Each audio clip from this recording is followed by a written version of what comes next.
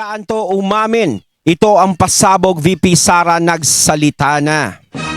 Ayan, syempre itong balitang ating matutunghayan ngayon ay nagmula kay PH News Files. At ito po ang inyong lingkod na si BT na magbibigay ng reaksyon at komento dito sa video na ating matutunghayan ngayon.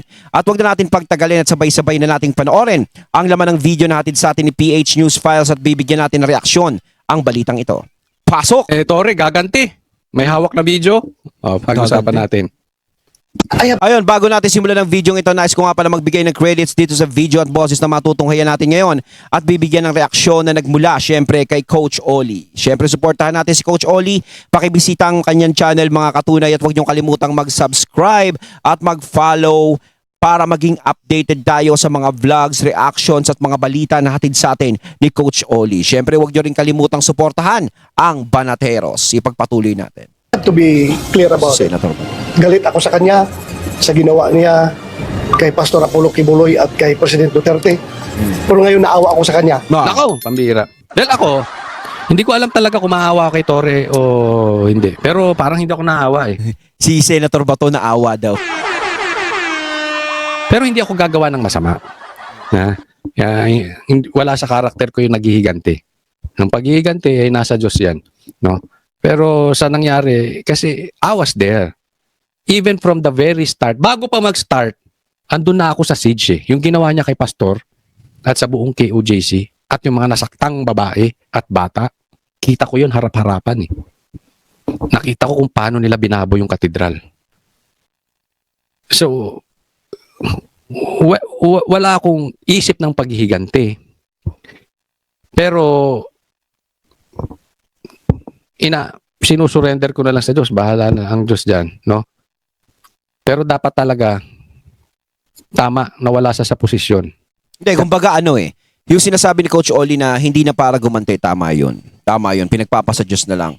Kumbaga, eto, yung nangyayari sa kanila eh. Parang instant karma yung nangyayari sa kabila ng ginawa nila. 'Di ba? Nagkaroon ng hindi magandang resulta sa kanila. Na buong akala nila sa ginawa nilang yun is magkakaroon ng magandang resulta. Kasi para sa akin, para kasing pagpapalakas yun eh. 'Di ba? Kumbaga, gagawin ko to. Gagawin ko to kasi kontra to eh. Ito si Kibuloy, ayan, si Duterte, mga kontra yan eh. Gagawin mo yung iuutos sa'yo. Kaso nga lang, nung ginawa niya yon, na mission accomplished na, para naman siya ngayong innocent tabi. Wag nating sabihing itinapon. Pangit na words yun. Isinantabi na lang. Lahat ng parang ginawa niyang magaganda nun o pabor para doon sa taong nagsabi sa kanya o nag-utos man sa kanya ng ganon is wala. Parang nilaglag siya. Kumbaga kahit papaano naman okay naman kasi natikman niya naman kahit papaano maging chief PNP. Kaso nga lang talaga, one hit wonder lang. Parang isang kanta lang sumikat sa'yo, laos ka na agad. Hindi nagtagal. Kasi kung hindi, marami pang kalokohang gagawin to si Tore. Pero wag po tayong umasa dyan, okay? Ito lang sa akin. Dinidiscuss lang natin kung anong mga pangyayari ngayon. Pero wag po tayong lilihis. Dahil ang tunay na problema ng ating bansa sa ngayon, itong flood control projects. Yes. Hindi natin alam na posibleng ginagawa, fall guy itong si Tore, para makalimutan natin yung flood control. Sa katunayan, pati nga si Pastor Kibuloy, ginagawa nila ng ingay. So parang eto yung sinasabi ni Coach Oli, para makalimutan tong flood control project, is gagawa ng issue to si General Torre para yung usapin sa kanya mababaling. Parang yung flood control project is malihis na, hindi na mapag-usapan. May punto din si Coach Oli doon kung tutusin. Kung talagang mindset nila ganun, ang tindi ah. Pero sa totoo lang, no, para sa akin, yung kay General Torre kasi, issue nila yan. Pero ang hindi dapat mawala dito, yung issue talaga ng flood control project. Kaya tama si Coach Oli doon na dapat yan ang tutukan. Kasi taong bayan ang naapektuhan dyan eh. Tayong taong bayan, di naman tayo apektado sa pagkakatanggal kay Torre. Diba? Bahala siya sa buhay niya kung saan siya dalhin. Kumbaga, itong issue ni Torre, sige, issue, tanggal ka, di buti nga, parang ganun. Pero ito talaga, yung flood control project, involved dito, hindi lang yung mga, yung mga pumitik. Diyan sa pondo na yan. Kundi, taong bayan, syempre tayo ang nag-suffer. 'Di ba? Kaya dapat maging maayos yan. Dapat mapanagot kung sino yung dapat managot. Kasi pinahirapan tayo niyang flood control na yan. Kung merong flood control, walang nahirapan. 'Di ba? Sa 2026 nga, malalaman natin kapag bumagyo na naman eh. Kapag nagbaha na naman. Malalaman natin kung talagang nagkaroon na ng progreso yung gobyerno ngayon. Kung talagang inaksyon na. Kasi kapag hindi na nagbaha ng ganong katindihan ng 2024, 2025, inaksyon na nila kahit paano, salamat. Pero sa tagal ng panahon, di ba, kailangan po ba nating abutin yung mga ganong dilubyo nitong mga nakakaraan? Kung noon pa inayos yan, kung noon pa ginawa ng resulta yan, di ba? Eh di dapat wala na masyadong nakinabang dyan na mga sapan-sarili lang nila. Dapat noon pa lang is nakita na kung sino-sino yung mga taong yan. Dadalhin daw sa Amerika. Eh wala namang natatanggap ang DOJ. Wala ding natatanggap ang DFA. Tapos may balita. Di ba kalokohan? Para mapagtakman yung flood control projects, yung ghost projects. Eto, ingat tayo. Posibleng ginagawa rin to. Dahil after nung ginawa niya lahat-lahat, binigyan siya ng posisyon, tapos sinibak lang rin siya. Walang forever sa serbisyo at maaaring ma-relieve o mapalitan sa pwesto ang sinuman sa Philippine National Police. Ito ang binigyan din ni Senador Ronald Bato de la Rosa bilang dating hepe ng PNP matapos bigla ang alisin si Police General Nicolas Torre III bilang Chief PNP. Bagaman may haka-haka Umasa eh. Umasang malakas na siya eh. Di ba? Isipin mo, PNP chief ka. Di ba? Pag PNP chief ka, malakas ka sa presidente. Dahil ang may control naman yan, ang magdidesisyon yan, presidente. So sa dinami-dami ng qualified, ikaw. Ba't ikaw? Malakas ka sa presidente. Or bayad utang. Umasa siya. Malakas siya. Ayan, nagyabang. ito kung bakit natanggal si General Torres sa liderato ng pambansang pulisya. Ipinauubayan niya sa Malacanang ang pagpapaliwanag. I don't know, if he did it now without the clearance of Malacanang, then maybe, meron siyang nasagasaan. Epal kasi, di ba? Totoo yan, walang clearance sa Malacanang ginawa niya. So nasagasaan niya talaga. Kasi ang lumalabas dito parang parang meron siyang nilabag. 'Di ba? Parang siya yung nagdesisyon ng sarili niya, si Torre, kaya nagkaroon ng ganyan sa kanya, kaya nagkaroon ng issue. At nasagasaan niya dito ang Rimulya. Sila John Vic. O ibig sabihin niyan, mas malakas pa rin ang Rimulya kaysa sa kanya. Hindi totoo yan, 'di ba? Kung sakasakaling nasagasaan niya yung Rimulya, kung malakas din siya sa nasa taas, 'di ba? Hindi para may mag-suffer sa kanilang isa. Di dapat parehong niligtas 'yan. O wala akong pipiliin sa inyo. 'Di ba? Magkasundo na lang kayong dalawa, ayusin niyo 'yan. Pero kumbaga siya yung naging sakripisyong tupa. Ang ibig sabihin, hindi siya ganun kalakas. Rimulya pa rin ang nagwagi. Oh, yan ang problema. Masyado siya nagtiwala sa sarili niya na malakas ako dito. Ayun. Nako kung ako sa'yo, Torre, nako. Esep-esep din pag may time. Doon sa sabi during my time, nagkiklear ako sa Malacanang na probinsan, mabilisan ng kailangan aksyonan kaagad. Nag-issue ako ng orders din later on, na just inform Malacanang. Yun yung emergency, sinasabi ni Bato. Dumidiretso na siya, inform na lang niya Malacanang. Pero yung binalasan niya yung hindi naman emergency yan eh. Pwede naman siya mag-inform sa Malacanang eh. Maaaring naman anyang voluntaryong magbitiw si Torre upang ipaubaya ang 4-star rank sa papalit sa kanya. In this case, is very unique because he still has more than 1 year to go before his mandatory retirement age of 56. So nasa kanya yan if he doesn't give up his rank, his 4-star rank, ay pwedeng ang Chief PNP or yung magiging acting Chief PNP will be holding a 3-star rank only. Kaugnay naman ang pagpapanatili ng moral ng mga pulis, sinabi ni Senador Bato na sanay na ang PNP sa pagpapalit ng kanilang liderato. Kumpiyansa rin ang mababata sa bagong PNP chief na si Police Lieutenant General Jose Melencio. Kaya mo na, ano sinasabi? Na baka bumababa ang moral ng mga pulis? Hindi. Alam nyo, ako sa tingin ko, kasi ito po, may mga nakakausap tayo. May mga nakaibigan tayong pulis. Hindi ko na sila babanggitin. Alam nyo, pagkakasabi sa akin, ito, hindi po to exaggeration. Totoo po ito.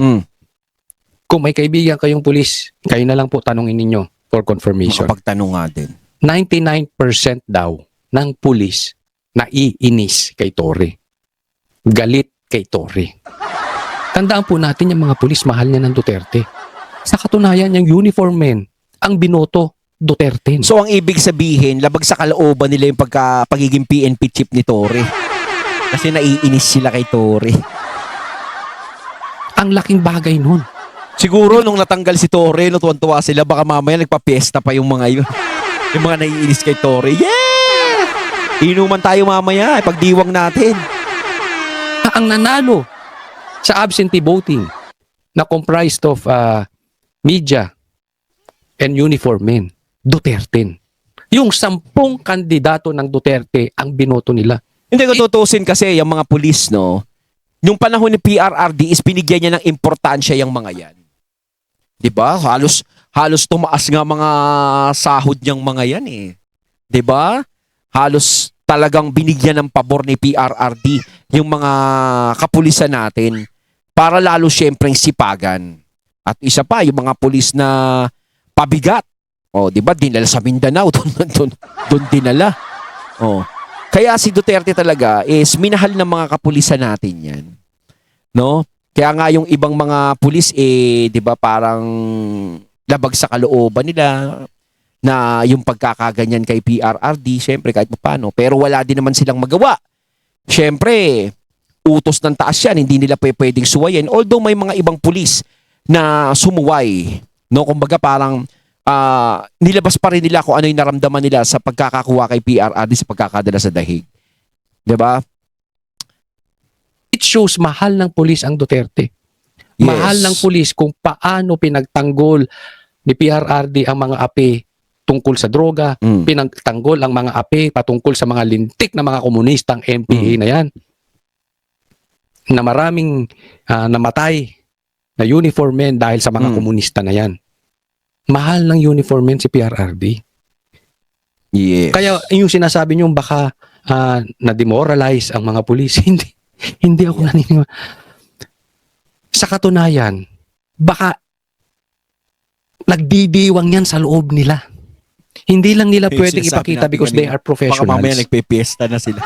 Hindi sila pwedeng magsalita.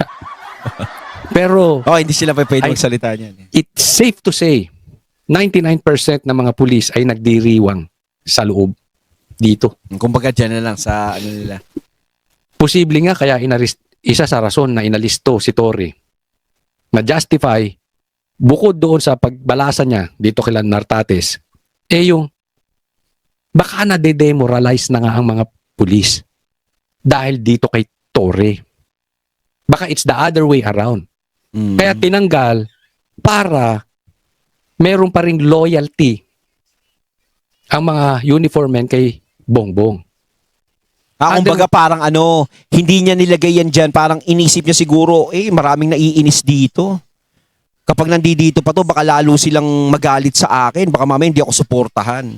So parang tinanggal siya ron, inalis siya, para hindi magbago yung isip ng ibang mga kapulisan doon sa mga nangyayari ngayon. Eh syempre, pag naiinis sila dyan, tinalaga mo pa rito yan. Baka pag humingi ka ng tulong sa kanila, hindi ka nila tulungan. Bandang huli, di ba? Kaya parang pinagbigyan sila. Sige, tanggalin muna kita dyan kasi dami na naasar sa'yo dyan eh. Otherwise, kung ipipilit niya na ayaw nila kay Torre, delikado. Nakukuha niyo yung ibig sabihin? Yes. Kabaligtaran yan. Nartates Jr. Para naman kay Senador Panfilo Ping Lacson na dati ring nagsilbi bilang PNP chief, lumagpas sa kanyang hawak na otoridad si General Torre. Bilib na pilib ba naman si Lacson dyan? Meron pang isang baklang vlogger. Di ba? Okay, lagay niyo yung pangalan ng baklang vlogger. Sino yun? Na bilib dito kay Torre. Hindi ko alam kung nabayaran. Nabayaran. Ang balita ko kasi doon, nabayaran daw yun ni Tambaluslos eh. Anyway, bilib na bilib yung baklang vlogger na dito kay Torre. At inaasam-asam niya pa na magiging posibleng vice president. Ito ang magiging kandidato ni Bongbong Marcos as vice president. Sinasabi ko eh. Yung parang natutunugan natin na tatakbo siyang vice president, parang napaka-imposible naman siyang manalo. Kaya kasi nasabi ko kanina, no, hindi porket controversial ka, pwede mo nang gamitin yon para tumakbo ka sa mataas na posisyon. Controversial ka kasi maraming naiinis sa'yo. Hindi pa pwedeng tumakbo ka, no, ng ganun. Ano yon? iniisip mo na yung mga naiinis sa'yo is boboto ka. Hindi yun. Hindi. No, no, no. Kaya nga sinasabi ko, try mo muna sa mababang posisyon. Kapag nanalo ka sa mababang posisyon, good. Pwede ka sumubok sa susunod uli. Congressman naman. Oh. Sa susunod, senador. Oh. Pero pakbang ka ng pakbang. O mas maganda magsimula ka mo ng barangay chairman eh. Kasi sinasabi ko sa inyo. Mahirap yun. Yung Vice vlogger President. na yun. Ha? Sino ba yung baklang bagay? Walang laman ng utak noon. Magaling lang yung mag-English. Tingnan mo yung mga call niya. Mali. Yan sabi ko sa inyo eh. Nako. Tore. Ito ay matapos anyang mag-isang palitan ni Tore ang kanyang second in command sa PNP na si Nartates. Paliwanag ni Senator Lacson, may normal na proseso ang pagtatalaga at pagpapalit sa pwesto ng mga miyembro ng PNP command. Yan. Sabi ni dating PNP chief si Lacson, Senator Lacson, may normal na proseso. Ang problema, hindi nga marunong sumunod sa proseso yan si Tore. Isipin mo, nakalusot siya sa proseso. Hindi niya sinunod yung proseso kay Pastor Kibuloy. Nakalusot siya. Hindi niya sinunod yung proseso kay PRRD, dating presidente. Nakalusot siya. So akala niya, hayahay siya. Ganun pa rin. Lakas ko sa presidente. Lakas ko sa Kung presidente. pagkakala niya, yung mga ganun, pinalagpas, etong ginawa niya palalagpasin pa rin. hindi na pinalagpas. Hindi, parang syempre, baka mamaya nabangga niya nga naman yung ego ng mga Rimulya, di ba? Di ba? Alam naman natin na Rimulya, talagang yan yung sinasabi ng iba na malakas talaga. Oh. Hindi niya alam, ang katapat niya, Rimulya. Yun lang. Kasi, ito sasabihin ko sa inyo. Mahirap banggain nila ni Bongbong Marcos ang Rimulya. Posibleng may hawak yan. Ganyan lang sa mundo ngayong hawakan. Lalo ngayong era of videos. Kaya ito, Tore, maraming nagsasabi, ito sabi lang ha, you are prone to attack now. Without the president on your side, sangkatutak na galit sa'yo ang mga DDS. Baka kaliwat kanan ng haharapin mong demanda. Kaliwat kanan haharapin mong reklamo. Baka mamaya, even coming from your own camp, hindi sa pulis own camp, yung mga kasamahan mo dati, ng mga politiko, baka mamaya, yan pa ang yumari ng karir mo. Or baka mamaya, yan pa ang yumari sa'yo. Para kasi ka nangyayari ngayon, no, parang nagkakalaglagan na sila. Oo, kung kailan tapos na yung 3 taon, 'di ba? Parang magte-2026 na eh. Parang nililinis na yung mga sabit eh. 'Di ba? Syempre, alam naman natin 2026, 2027, 2028, malapit na 'yun eh. 'Di ba? Yung 3 taong natitira na 'yon. Kailangan talaga kung may lilinisin ka sa bakuran mo na alam mong nagkalat ng dumi, lilinisin mo para pagdating ng 2028, kung ano man ang i-endorse mo, kung sino man, is maaaring maligawan mo yung mga tao. Kaya parang tinatanggal dito yung mga yung mga taong kinaiinisan ng mga tao. Yun na napapansin ko eh. Alang ha? Kaya nga if ako sa'yo, alam namin na may hawak kang ebidensya patungkol sa pagkidnap kay PRRD. Alam namin may hawak kang ebidensya sa pang-abuso mo sa reliyong KOJC. I-video mo yun. Or, yung iba nga sinasabi, may hawak ka ng video. Kasi, kung ano man mangyari sa'yo, career man, o sa buhay mo, or whatever, ako hindi po tayo nag-grave threat dito ini-interpret lang natin dahil malalakas ang nakabangga nito. At alam nila, may hawak ang ebidensya laban sa gobyernong ito. Dahil yung ginawa kay PRRD, that is a crime. At hindi kagagalaw. Alam ng Pilipino yan, Tore, hindi kagagalaw nang walang go signal sa itaas. Hindi biro-biro yun eh. Dapat may hawak ang video.